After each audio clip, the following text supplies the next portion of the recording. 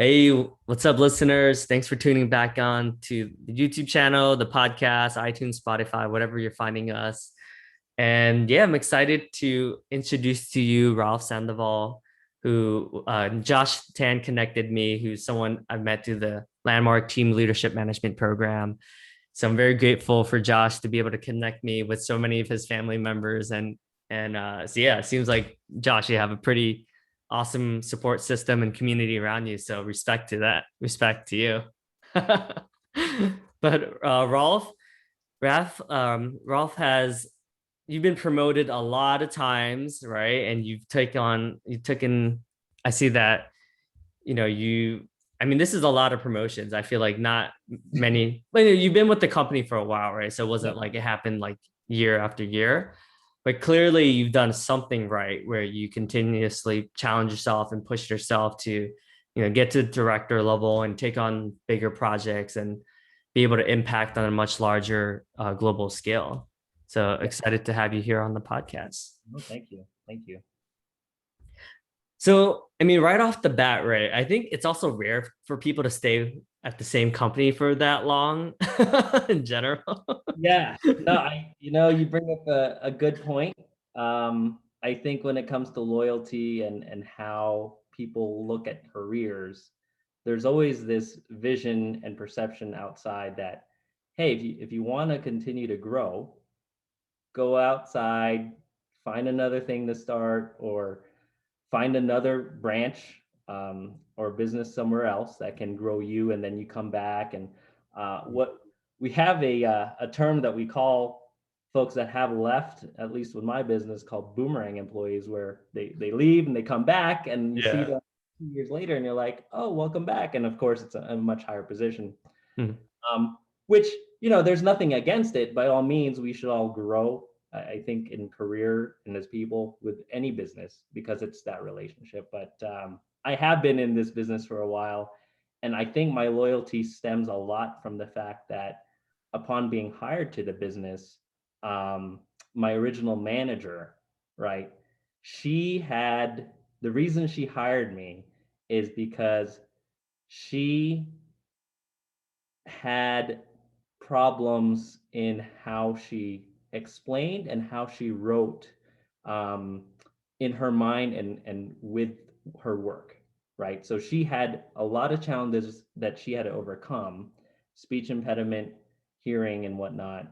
And when she interviewed me, she asked about, hey, what were a lot of my challenges? And one of my recollections was when I was a kid and being made fun of as a child, in fifth grade because I said three twee, right? And so people made fun of me for how I said the word three. Um, but it was just a funny memory that I brought up into the interview, but later to find out that she actually had some challenges she had to overcome and what she did. So it kind of stemmed from that, and it's more in honor of her, even though she has since moved on. I kind of always want to challenge that with everybody I work with. So it's good. Hmm. Yeah, it's funny because I don't know if this is a good or bad thing, but in the 14 years you've been with one company, I've literally had 14 companies that I've worked with. And some of these are internships and some of the were college jobs and right, but still, I mean, to your point, like it is more common to see like people jumping because they think, oh, I'm gonna learn something new at a different company. Yeah. That's funny. And you also worked in Vineland as well. So I'm from South Jersey, so I'm very familiar with that area. Yeah. Considering went to school, high school in New Jersey, a lot of the things that I remember in being New Jersey is just being, straight up with people, and telling them how you feel, which is always different because when moving to Colorado, uh, uh the balance here is a lot different. People come up to you, and I'm always in the defense because from Jersey, it's like, who are you? What are you? You don't just come up to people. So that's funny. it's been a great learning experience, I guess. But I love it out here. I love it out Yeah, even like how you responded back to me, it was like so kind. Usually when, like you said, when I talk to East Coast people, it's like, what do you want? How, here. like, you know what I mean? It's like super, like Oh straightforward, no, I and turned into Korean. but you're just like, yeah, like let's chat first and stuff. And I was like, okay, cool. You know, that's funny. And you went to Penn State. How'd you like Penn State? I love Penn State. Penn State, my alma mater, is the coolest school, both in just everything they offer and the friends that I had a chance to meet. Um, Definitely a great school. I would say, I don't know. I worked in the creamery over there, Hmm. University Park, so got a lot meet a lot of people that way, and it was my brother came with me too, so he and I roomed together too, Roman, and it's Oh, that's great. cool. Yeah. Yeah, I'm speaking with Roman actually later Are you? Man, tomorrow. tell Tomorrow. him good luck. He just had a baby. I can't believe you're gonna speak to him. I know, right? I know. Josh did mention that. He's like, he just had a baby, so maybe But Roman was like, yeah, let's chat tomorrow. I was like, all right. I spoke to him and I told him because I had the first grandkid for my family, Uh, um, and so I told Roman that the hardest thing I've ever gone through in my life was having a baby, and the couple months afterwards were just so mm, hard, the toll on the body, and mm, you love your wife, so you want to take care of her, but then you have to take care of the baby too because you love them both. Uh, and it's just the sleep deprivation, I think, is what prevents it from being easy. mm. So, but good luck with that. Good luck. Yeah, I feel like it's funny because a lot of us don't realize like how much our parents have sacrificed for us. Like we kind of take them for granted. And then obviously you've gone through it. So now you're like, wow, like that was not an easy task or feat. I would agree. I think until you get to the point of where they have, where you Mhm. go through the challenges. Although part of me thinks, well, my mom, my dad were in the Philippines, so they had maids to take care of the baby. I think I had it harder, but everyone Yeah, thinks it harder. But in terms of genuinely appreciating what our parents have done in our lives, yeah, I think we all grow to that point, and it's always a good thing to bring it up if especially if they're still alive, to them to say, hey, you do realize. And I remember telling my mom, we rode on their coattails to mm, be who we are in America and succeeding them wherever we believe we thought mm, success was. yeah. Mm. So that was really important, I think, to really acknowledge our parents for all the work that they bring, and just the I want to say the motivation, because having a kid, um, they're born into the world, and I don't think there's necessarily motivation. And if there is, it would stem from the curiosity of not knowing or wanting to know, right? So with our parents Mm. pressing for motivation and just what success looks like in their eyes, yeah, there's a lot to thank there. Yeah, it's interesting because I feel like a lot of us, maybe the first 20 years of our lives, like I would say like find ways like, oh, my parents are this, my parents are that. Like I think a lot of us have like just like not issues, but like, oh, if I was a parent, I would do things differently, you know? And Well, yeah, yeah. I'll say to that, um, for people that think I'll do things differently, it's how do you know what to do if the only thing you recall and it's ingrained, in your subconscious is how your parents raised you. A yeah. lot of the things I do with my kids, and I say my kids, I have one who's my kid and one that, I've adopted, basically my stepson, right? Oh, cool.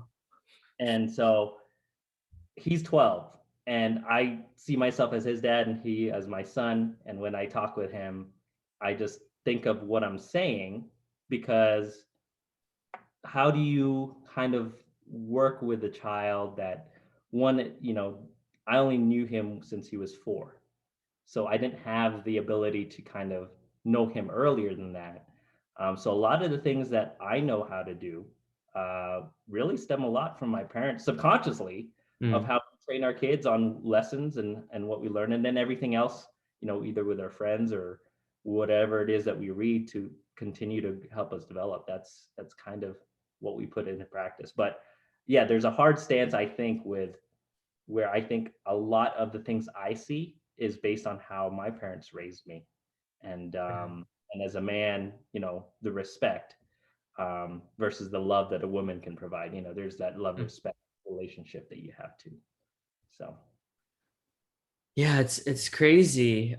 You know how like Josh is also into like a lot of the healing ceremonies and stuff like that. yeah. So this weekend I did one, and oh my God, I was able to like teleport myself into my parents' shoes and see the hardships and the pain that they've gone through, like like leaving as a refugee from Vietnam, coming to the US, and just how difficult it was for them to like make ends meet and not come with a dollar in their name, right? And just the struggle. And I was finally able to like truly have compassion of like it wasn't easy raising three kids. And even though my dad left and didn't say anything and just moved one day and kind of left our life, like I see where he's coming from. Like it was difficult. And I was able to finally acknowledge that he did take care of us like the best he could for those like earlier days. And I was able to like finally appreciate it.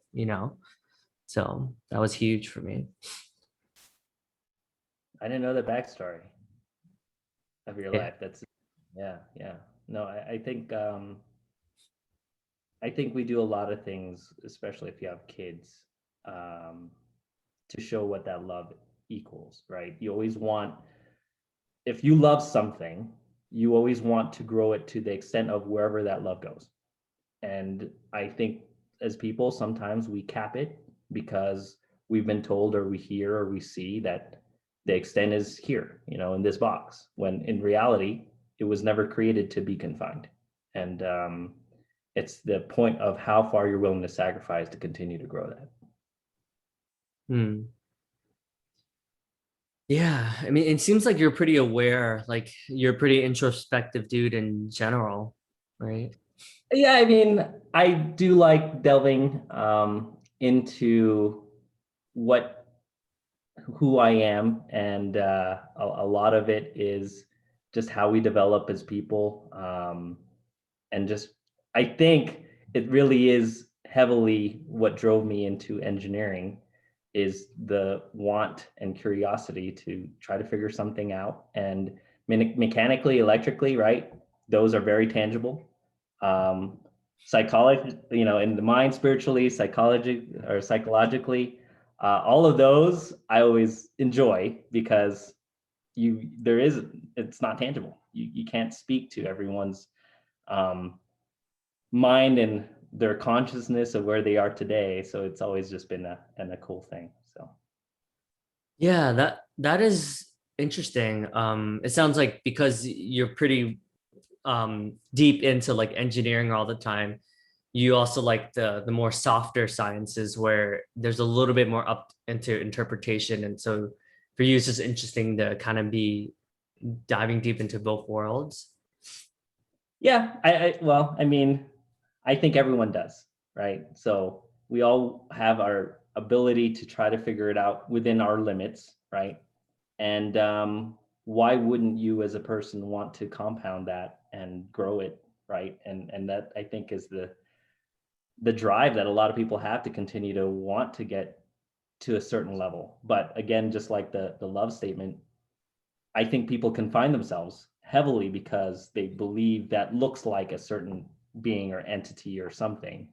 Um, and a lot of it is, brought up, I think, with conflict zones that we all find in our life, things that modify or turn our beliefs upside down, right? Where something happens and we didn't expect a certain result, and therefore that belief system of what we had thought in the past is now forever changed, and so Mm, we drive down this path and down this path. Ultimately it gets to a point to where you need to decide, hey, is this all in my control or not, and is there something out there that is more in control? I myself am a Christian, so I believe that there's a lot of things that happen in my life, that God has stepped in to say, hey, you know what, we can certainly look to use you, or there's things that you want to grow into and want to do, and mm. um, be I see a lot of the be a kind human kind of things, but love, I think, is the hardest thing that we can grasp, and we're just not supposed to. Um, Mm, the one thing no one can truly define, although there's a lot of awesome ways to define it. That's when I married my wife, I told her that the commitment I'm making isn't one that's going to be on paper, but it's really to see the degree of how much truly can you love a person. mm, And just recently, um, found it through a conflict that we had, her and I, about a set issue.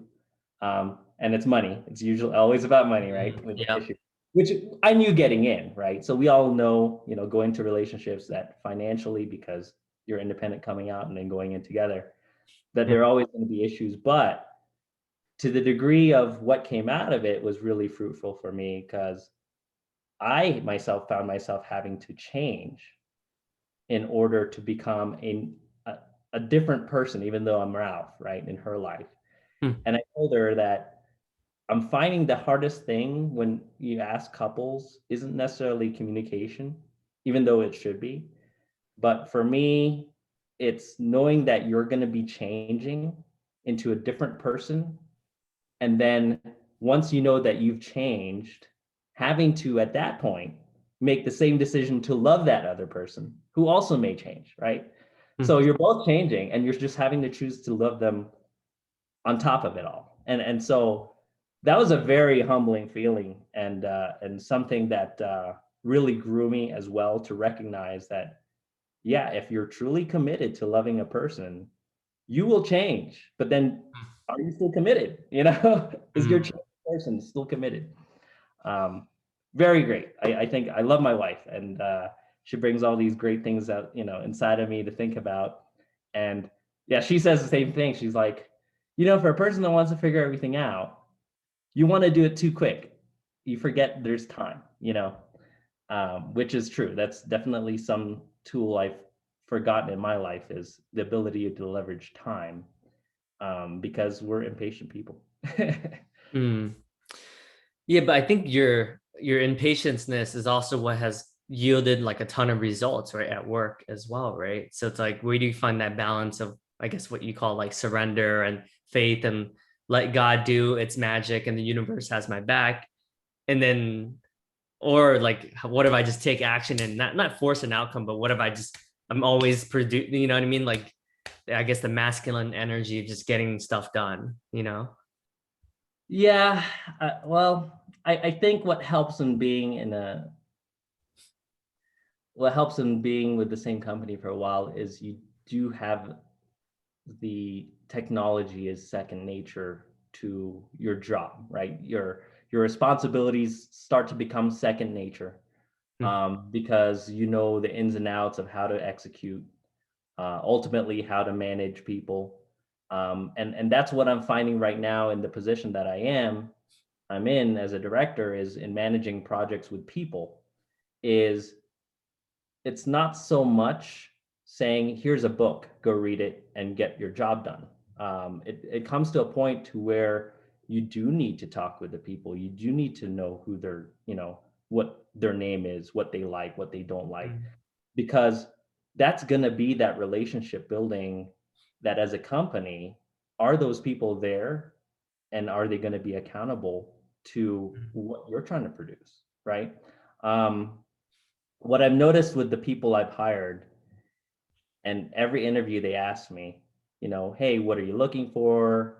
Um, I ultimately just say, I'm looking for a relationship. I mean, it's weird for a company to say it, but at the end of the day, a company is heavily built on the relationship it has with its people.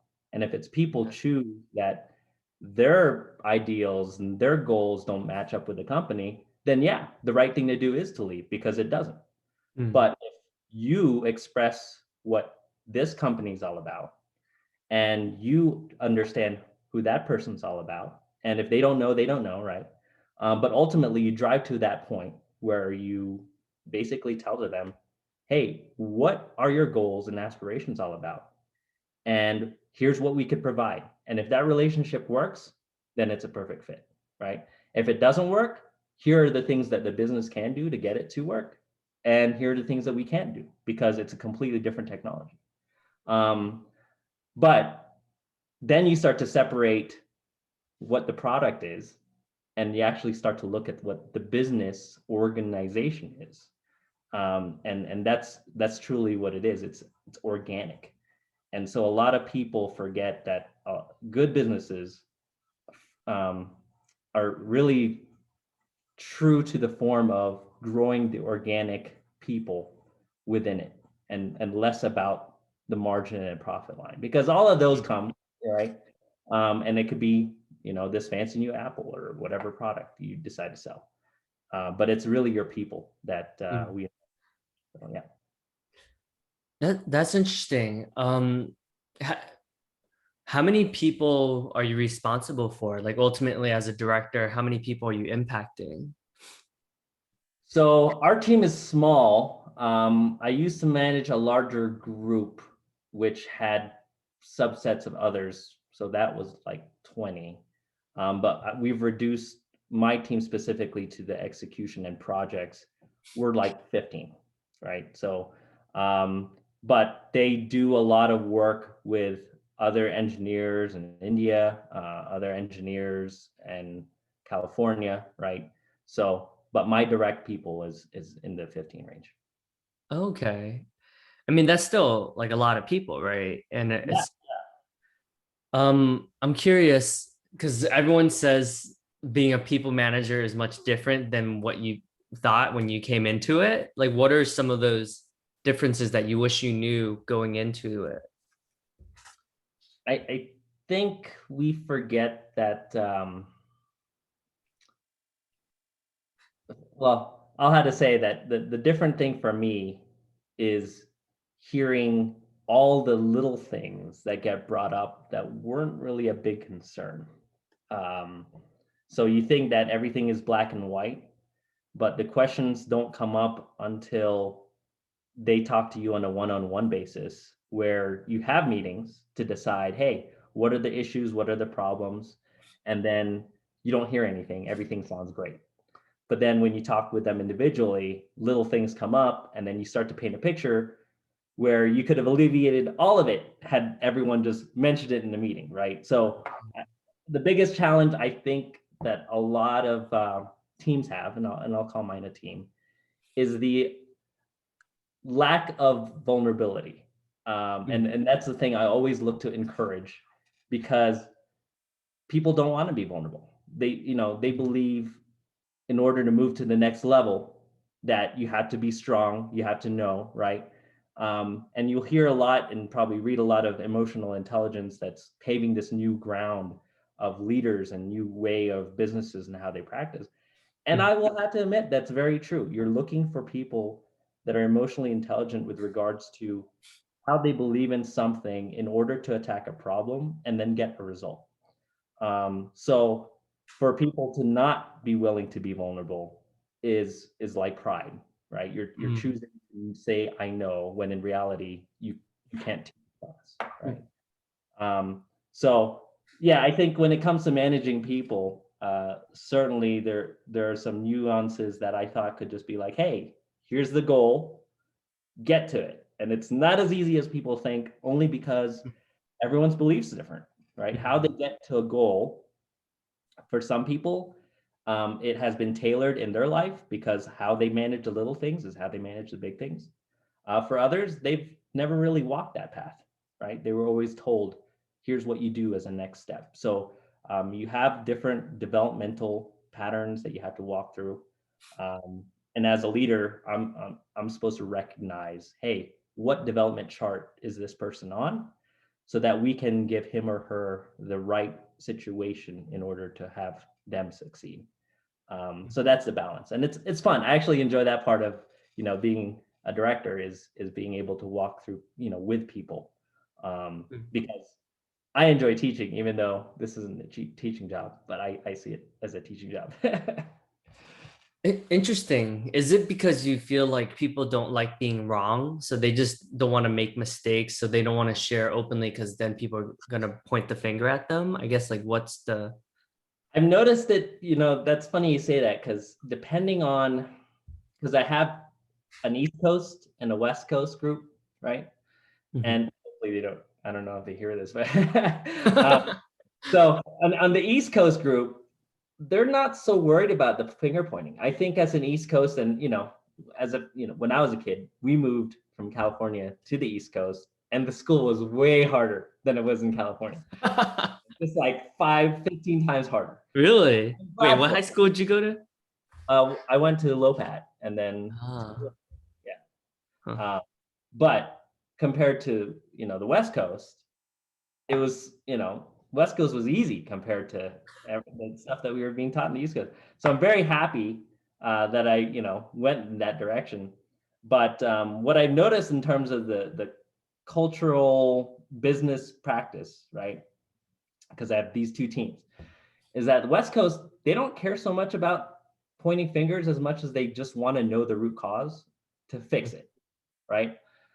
Versus the West Coast team, they play a little bit more political games when it comes to who's doing the work and who gets credit. And I don't know if that's because success is seen differently or careers are seen differently with regards to who do you charge with getting credit to move up and then they get promoted versus hard work, right? That you would recognize in the East Coast. If you work overtime, then that's normal working conditions. Mm. But I have noticed that. Mm. So I guess it kind of makes sense for me to be in Colorado where it's dead set in the middle to kind of, balance. Ah. Hmm. Um, but yeah, it's definitely different, how people work and how they want to move forward is different. Yeah, I mean, even I've noticed like when I worked at LinkedIn, like us New Yorkers, like the New York team definitely put in, it seemed like the most hours out of all the different offices. I'm not, like you said, I'm not sure if it's just like in New York, you're just expected to work overtime and like you're gonna put in like the 50 hours a week or even 60 hours a week to get it done. Whereas like I remember some of my counterparts on the West Coast and San Francisco and stuff like that, they were like done, like they did 40 hours and like you cannot get them to stay longer than that, which is interesting. And to Yeah. bring truth into that, they both achieve, right? Right. So Yeah. depending on if you're choosing to work just the 40 hours or choosing to work the overtime, they both achieve. So Mhm. it kind of begs the question, are we really working ourselves out Mm. or is what our time is being placed into incorrect? Because we Mm. have another team in Germany and they take off all of August. Yeah. Yeah. Yeah. So they get much more things done. So, Yeah. culturally, I think the United States has it backwards. They should give everyone a month off. Yeah. So yeah, my company is actually based in Germany, or the headquarters in Germany. Yep. Yeah. I feel like Europeans get it. Like I think some places they're doing like a 4-day work week now, and I'm like, that's genius because then you want to get your stuff done so you can leave on Friday, right? So yeah, I think we have a long way to go. Well, we just need to change our mental state to not, think it's Friday. Because I remind my team all the time, like, stop saying, thank God it's Friday. I always tell them, every day that you're working with us should be like it's Friday. Like you should enjoy it, right? Because to Yeah. kind of bridge to that gap is kind of like, well, why are you doing what you're doing? I'll give you something else. Let me know. I'm curious because you probably have seen like people that have left your company to go to a different company. Do you notice the difference between people who like stick it out and like will kind of go through the ups and downs, and or people that are like very like as soon as there's hardship, like I'm out? Um, in regards to who they are as people or their work ethic, let me just kind of think about it for a second. I noticed that people that have, you know what it is? It's people that aren't growing fast enough, right? Uh, Um, if they don't believe, because there's going to be a debate here on is the amount of money enough for this person to continue to work because every person has a money in their head, a financial amount. Um, and then you have the people that are driven more for the passion of wanting to do something, right? So every person that I've noticed that left did it for financial reasons, and Mm, they did it less about the career path, I think. mm, And granted, this could be because a lot of the people I've dealt with is in engineering, and all of their friends did it, and they found that yeah, they could get a much bigger pay bump by leaving and then coming back. Um, mm, but I think ultimately the people that stayed did it more because back to that relationship of what they believe was right. I mean, we're a water company. We take care of people's water, right? We supply municipalities and other companies their ability to take care of people and provide their product. So if you believe in that as a person coming into the door to be hired, then you're going to want to stick around because there's a lot of benefit to watching this technology continue to help people and mm, really help all of our communities. That's ultimately, I deal with all the water districts, mm. um, and their communities are growing. Just recently, there's one in Las Vegas, and the guy called me and said basically this is a peak season for them because COVID's done and everyone's coming to Vegas. Oh, So they need all this stuff to come in so that they could disinfect water and people in Vegas can be great. huh. Um, so there's definitely a lot when it comes to what people's passions are, but with regards to your question, I think it the pay wasn't the original range, and the reason for leaving was financial for the most part. When they come back, it's at their own terms, right? So and they realize that hey, maybe it wasn't a financial thing, and they want to continue their career. They come back and they're doing what they want to do. They're smiling more, maybe. Hmm. So yeah. Yeah. It's interesting because I think a lot of us think the grass is always greener on the other side. Oh, I have a comment there. Everyone I've come into that have, my boomerang friends that have Uh-huh. gone and come back, it's it's the same green, just called different shit. That's all it is. That is all it is. So, yeah, all the problems that every organization has when it comes to, efficiencies and how they deal with, it's all the same. You know why it's all the same? Because you're always dealing with people. It's always people, right? At the end of the day, rather than looking at someone else's grass, take care of your own grass. And Right. I think part of the reason why I continue to want to grow my team is, hey, these are, some of the new recruits that I've hired. They're great, and they've had a really good start. One of them um, came in and read my LinkedIn and realized that I have been in the business for a while. And he actually mentioned it during the interview. Hmm. He asked me the same question you asked me, why have you been here so long? And I told him kind of in, so many words that, yeah, I'm not necessarily looking for another green yard. I'm just looking to take care of this one. And if I can show that, then great. I'll be happy because I enjoyed this part. I enjoy the teaching part of my job. Mm.